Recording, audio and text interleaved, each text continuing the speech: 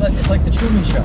You got to break out. The Matrix. You got to break out of the routine. Yeah. Do something different. Yeah. Have something fun. Right. Spice it up. Bam.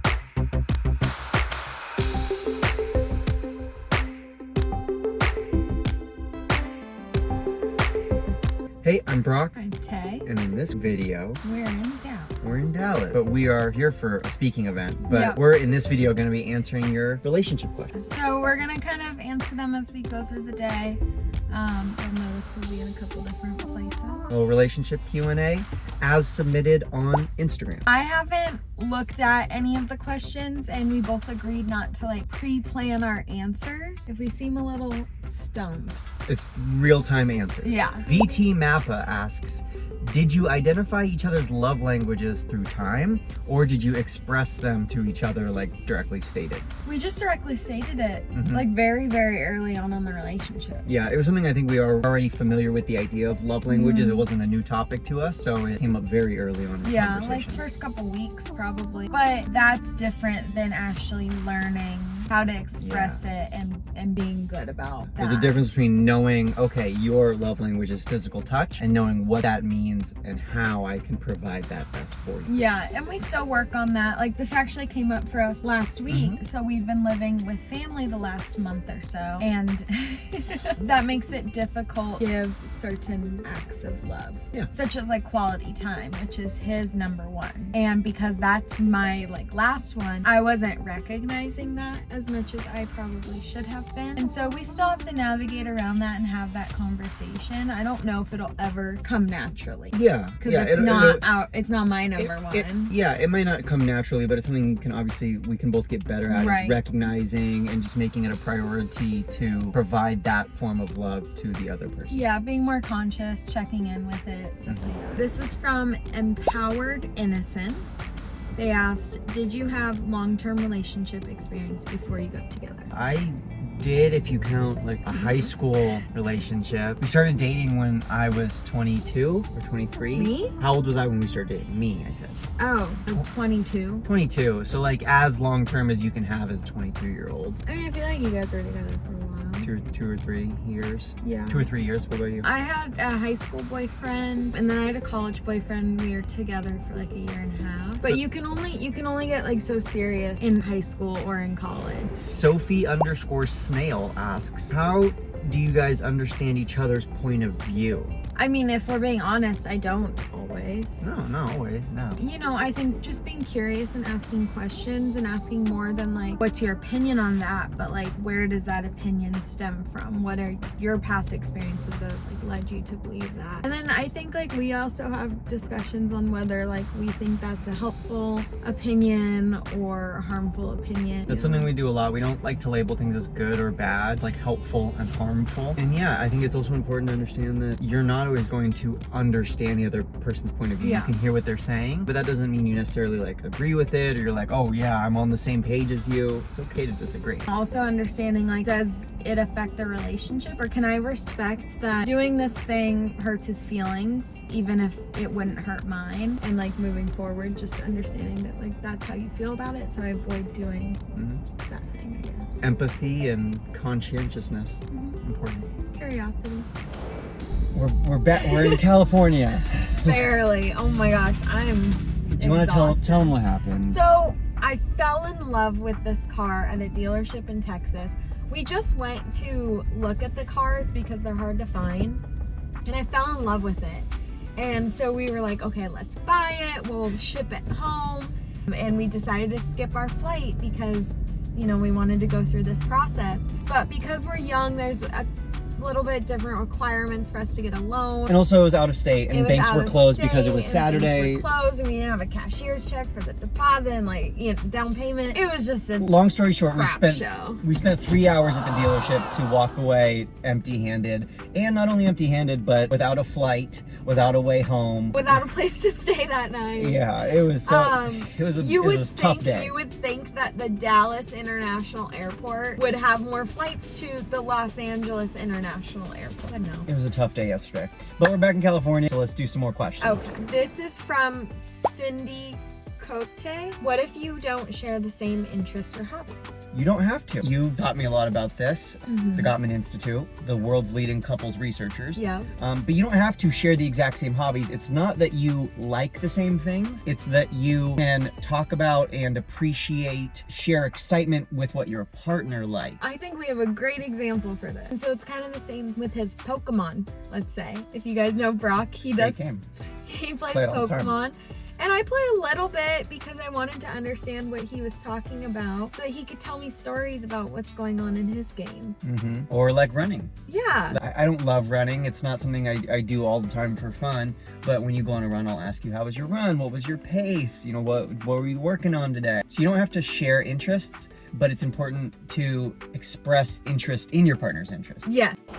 Marley Bell asks, how do you determine how much separate time is needed? I don't think it's like we predetermined amount of time or anything. Some weeks I'm the one that usually needs more alone time. Some weeks I need more alone time. Some weeks I need less. And we kind of have built-in parts of our day and our routine that give us separate time. So the gym is one of those. Getting ready, I've voiced that I want to be like alone when I'm getting ready to have that space. Obviously, we can't read each other's minds, and it's important to just have those conversations. And I recognize, I think part of this might be like extroversion, introversion too, Totally. where you're more introverted, I'm more extroverted. So knowing that, I can check in more regularly with you, like, hey, do you need alone time? And then also you can do your role as like saying, hey, I need some space today, or hey, I need a couple hours to myself to recharge. So just communicating about it. And I think it's important to recognize that just because your partner needs alone time doesn't mean that they don't love you, they don't care about you, they don't like you. And so taking a step back and trying to not get your feelings hurt by it, so long as it's communicated in a kind way. Willow and Everest said, advice for not becoming codependent. I think having things that you like that are separate, I think go to therapy. That's a good one. Go to therapy. That's the biggest one, is being able to self-regulate and self-soothe. Which you can learn in therapy. I think also just being able to differentiate, do I want to spend time with them because I want to hang out with them, or do I want to spend time with them because I'm uncomfortable being alone? So if you like never want alone time, you hate alone time, then you know that might be something to just figure out. What about alone time is tough for me? How do you keep things exciting? This is from Lacey Sanford. Yeah, it's tough because we live such a boring life. Honestly, that's the truth. Like, no, we live such an exciting life. We're always traveling. We're always doing something new. We're always traveling. And I understand that that's a privilege and that that's not available to everyone. But if you break that down and put it on a smaller scale, just doing new things, doing things that are out of routine. Like we talked about earlier, like you don't have to go to a big fancy dinner. But if every night you come home, have dinner, put the kids to bed and go to sleep, then every once in a while, come home, have dinner and go for a walk. Come home, have dinner, and do a puzzle. It's like the Truman Show. You got to break out. Or the Matrix. You got to break out of the routine. Yeah. Do something different. Yeah. Have something fun. Right. Spice it up. Bam. If on the weekends you just sit at home and watch TV all day, then maybe go for a drive. Try a new hobby. Go to the beach. Go for a hike. Etc. Yeah. Like you don't have to pay for a plane ticket. Just go an hour from where you are and like explore a weird little town. Another one, thank you. Another one, thank you. Zandstraren, however you say it. You know, said, how does Taylor stay secure? I think Brock participates in this in the sense that like he doesn't give me a reason to be insecure. He doesn't talk about other girls or look at other girls or ever make me feel less than. He is my biggest hype man. When I'm not feeling confident, he feels confident for me. He's always complimenting me. So I have that on my side. Aside from that, I've done a lot of therapy to work on it. And I also just enter things with a mindset of like, Brock chose me and I chose Brock. If there was someone else that he wanted to be with or he didn't think I was the right match for him, then like he wouldn't be with me. We wouldn't be together. I trust our relationship enough. Like I genuinely think that I'm the best person for Brock. Like I don't think there's someone else out there like that. And so there's just not that insecurity in me. Just the way that we treat each other and talk to each other, I think contributes to our security. XX Janae said, how do you communicate your issues or problems in a way that your partner is receptive to? Lead with love and try not to use the you word. You know, I know it's hard to not point fingers. Sometimes it does feel like it's their fault, but it's very easy to say, I feel sad, I feel hurt, I feel misunderstood. But also starting with, I know you are trying your best. I know that you had good intentions. Just letting them know that you don't see them as like a bad guy and that you're not attacking them. You're just trying to communicate how you want things to be moving forward. Yep. I think something also that we've been adding to that recently is removing the phrase, I feel like you, because that's ultimately just saying you. Like, so instead of saying like, I feel like you're being mean, that's the same as saying you're being mean. You just added I feel like at the beginning. Right. It doesn't change anything. Right. I feel should be followed by an emotion, not the action of another person. I feel sad, I feel hurt, I feel angry, I feel disappointed. Those are emotions. So really stick to emotions with it. And it's going to help your partner be a lot more empathetic too and turn off that defensiveness.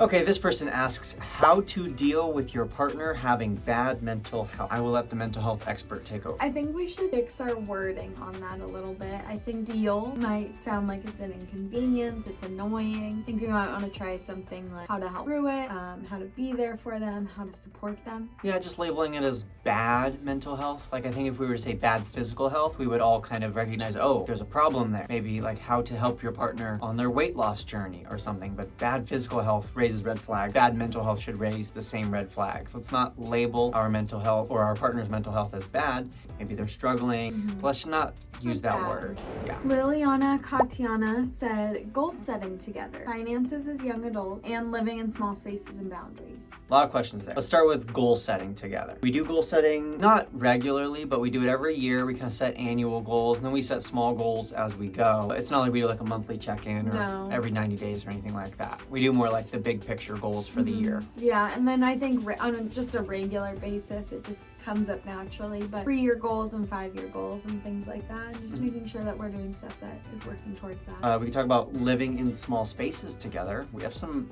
experience living in less than 170 square feet. Yeah, so we kind of touched on it with alone time, but just really voicing like what you need in that small space. Like, hey, you know, I really want the lights out by 8 because I just want to chill. And your partner, you know, respecting that because you share a very tiny space. There's not really an option. Kind of doing the same thing with the relationship. Hey, going into this week, I want to hang out more. I want to connect more. What was the book we read where they talked about the protest polka and that theory? Do you remember the name of the book? I'll let you think of it and I'll talk about it. Yeah. But so the protest polka is this relationship. It's kind of like a nickname for a very common way to handle conflict in relationship, which is that like one person will kind of protest and they'll be more quiet and standoffish and they'll be the person to like get annoyed or say no, and then the other person is the one like chasing, reaching out, like get the other person, you know, to respond or get involved. And so recognizing this in each other and just recognizing this in a relationship is important. And I say that in a small space because if one person is starting to get annoyed, the other person might have the tendency to like start grabbing on more and like, oh hey, I love you, how you doing? You haven't, you know, and trying to bring more and say more and do more, when really that's coming from a place of insecurity. That's coming from a place of like, I need to feel validated because I can tell you're annoyed. And so being able to just recognize that is a big first step in moving towards, okay, actually I should just chill and let my partner have their space for a little bit, and I can sense they're annoyed. I don't need to like double check that they're annoyed and just let them self-soothe. Yeah, I had to look it up because I could remember her name but not the book. The book is Hold Me Tight and it's by Sue Johnson, an American psychologist. She's amazing. It was an amazing book. Link in the description. We read it together. And we did. J. Ashri Sahithia asks, what kind of boundaries do y'all set? I'm looking for specific examples of boundaries. No cussing at each other.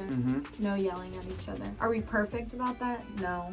Do we hold each other accountable when we break those boundaries? Yes. Yeah, I think that's the biggest thing, holding each other accountable when we break those boundaries. And then there's the obvious boundaries, like don't cheat, don't lie, like those are the obvious ones. Yeah, we have boundaries around like we won't be on our phones when we're like on a date or when we're having dinner together. We'll try to have intentional breaks in our work or be done at work at a certain time. Yeah, no big purchases without talking to each other. Last question, a great one to end on. Anita Datke says, in your opinion, what's a happy relationship's secret? I know some people probably don't want to hear it, but I truly believe it's therapy. you can help your partner through as much as you can. But at the end of the day, someone who's licensed and educated in it is going to be able to help them with things that they dealt with far before you came along. And I'm a big believer that a lot of the stuff that comes up in adult life stems from things that happen in your childhood, and I think therapy is the easiest way to work through it. You can definitely work through it alone. I'm not saying that you can't, but if you can afford it. I agree. I think if I had to come up with an additional answer or a different answer, I would say grace. Just like the idea of grace, giving your partner the benefit of the doubt, showing compassion, leading with love. I feel like that's all encapsulated in the word grace. Assuming the best in your partner, expecting the best of your partner. I think that's all kind of encapsulated in that word. Yeah, I think relationship check-ins are super helpful. Yeah, if we're getting like real specific. We can link the video we did a while back on relationship check-in. We still do that, not as much on a regular basis, but when we are having big life changes and we anticipate that we need it, we're definitely better about doing relationship check-ins, and I think that's a great thing too. Hey, we are sitting in this office right now and we were like, hey, what if we did a podcast? So not so much that we're thinking about starting a podcast, but maybe. We want to know, just let us know in the comments below if you think you would like to listen to a podcast from us, or Patreon. People are doing Patreons where you can do like secret bonus episodes for like the insider crew and community. I don't know, let us know in the comments and give this video a thumbs up if you enjoyed, and don't forget to subscribe. Peace. Bye.